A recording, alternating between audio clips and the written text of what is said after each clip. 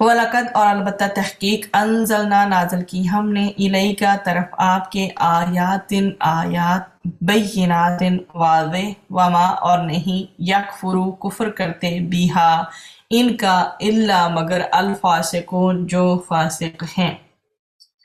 اس میں جو فاسقون ہے بیسیکلی وہ بتائے گئے کہ فاسقون جو ہیں وہ کون ہوتے ہیں۔ کفر میں بڑھنے والے، سرکشی کرنے والے جو ہیں وہ فاسق ہوتے ہیں۔ اگر فسق جو ہے، جو نافرمانی جو ہوتی ہے نا، اس کا اطلاق جو ہے، اگر یہ جو فسق ہوتا ہے بیسیکلی حدیں توڑنا ہوتا ہے، تو فسق کا جو اطلاق ہوتا ہے، جو اس کا امپلیمنٹیشن ہوتی ہے، اگر وہ نافرمانی معصیت پر ہو تو یہ معصیت کی عظمت پر دلالت کر رہی ہوتی ہے یہ چیز، ٹھیک ہے۔ ایک طرف تو صرف یہ ہے نا کہ حدیں توڑی جا رہی ہیں، اور ایک طرف ہوتا ہے کہ حدیں تو توڑنی ہیں لیکن مکمل نافرمانی کرتے ہوئے حدیں توڑنی ہیں۔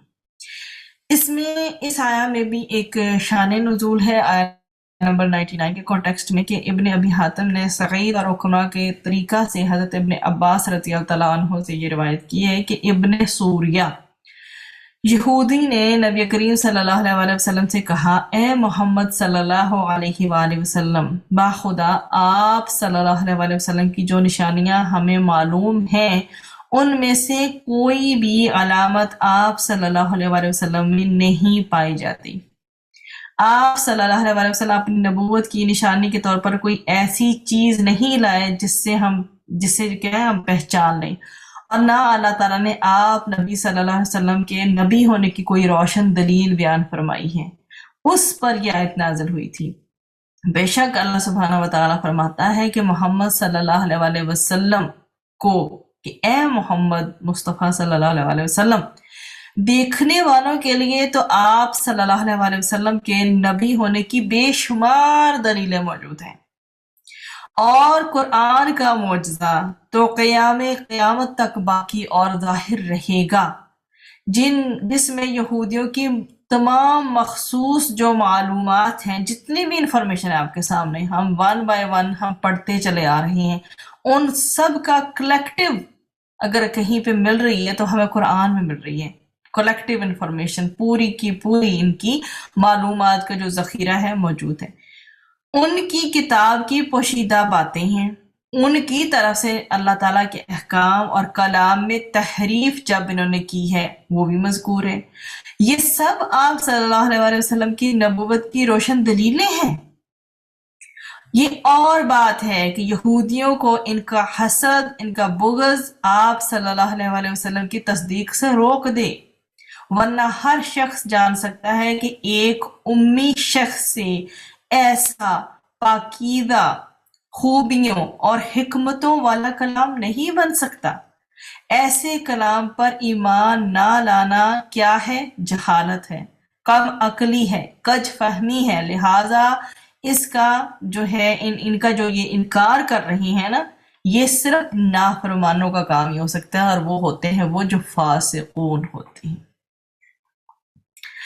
اب ہم اس آیت کو جو ہے وہ پارٹس میں دیکھتے ہیں۔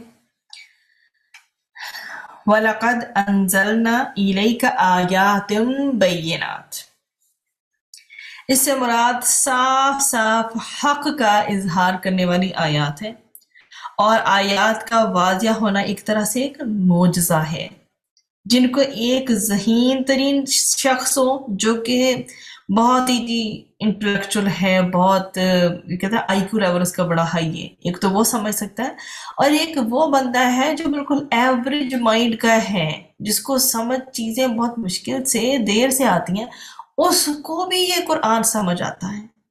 اللہ سبحانہ وتعالیٰ نے اس کلام کو ایسا نہیں بنایا کہ اسے صرف ہائی آئی کیو والا بندہ ہی سمجھ سکے، اسے ہر ایوریج مائنڈ کا بندہ ہو یا کوئی سلو لرنر ہی کیوں نہ ہو، اور یا جس کو باقی چیزیں سمجھ نہیں آتی، سم ٹائمز ایسا ہوتا ہے اس کو قرآن بہت اچھا سمجھ آ رہا ہوتا ہے، تو یہ ہر ایک کے لیے ہے۔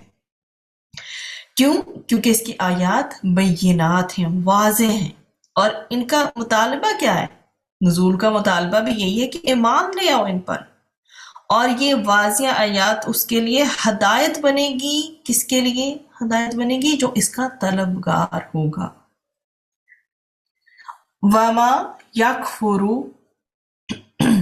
وما یکفر بہا الا الفاسقون. اب اتنے پورشن کا دیکھیے آپ کہ جو اللہ تعالیٰ کی آیات کا انکار کرتا ہے وہ بھی ایسی آیات ہیں جو کہ بینات ہیں، واضح ہیں، اس پر پھر حجت قائم ہوتی ہے.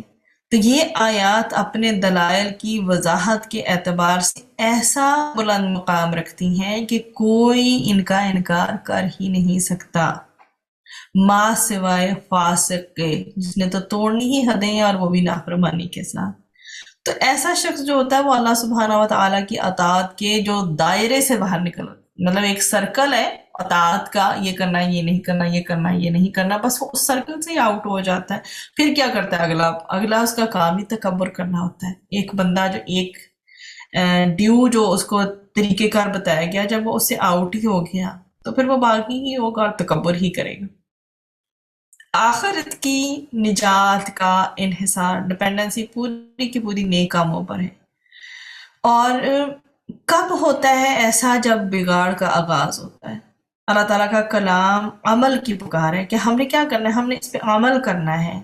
مگر جب کسی قوم پر زوال آتا ہے تو اس کے افراد کیا کرتے ہیں؟ پھر مقدس کلام لکھ لینے یا زبان سے بول دینے کو ہر قسم کی برکتوں کا نسخہ سمجھ لیتے ہیں. زبان سے محض چند الفاظ ادا کر لینے سے جنت حاصل کرنے والے دنیا کو بھی کلام کے ذریعے حاصل کرنے کی کوشش میں لگ جاتے ہیں.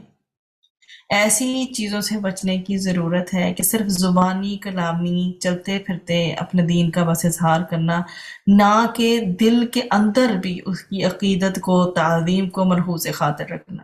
نماز میں کھڑے ہیں تو اللہ سبحانہ و تعالیٰ کی کبریائی غالب ہونی چاہیے ہمارے اوپر، خشوع و خضوع کا ایسا عالم ہو کہ ہم کچھ بھی نہیں ہیں، اللہ سبحانہ و تعالیٰ ہی سب کچھ ہے. پھر جب قرآن ہم پڑھ رہے ہوتے ہیں، جہاں بھی نصیحتیں ہیں وہاں پہ ہمارا دل تدبر اور غور و فکر فرمائے کہ جی ہمیں یہاں یہ دیا گیا، عذاب کی آیات سے ہمیں پناہ مانگنی ہے، جہاں پہ خوشخبری ہے وہاں پہ ہمیں خوش ہونا ہے. مطلب ہمیں صرف اسے گزر نہیں جانا ہے، ہمیں تھورولی اس کو دیکھنا ہے.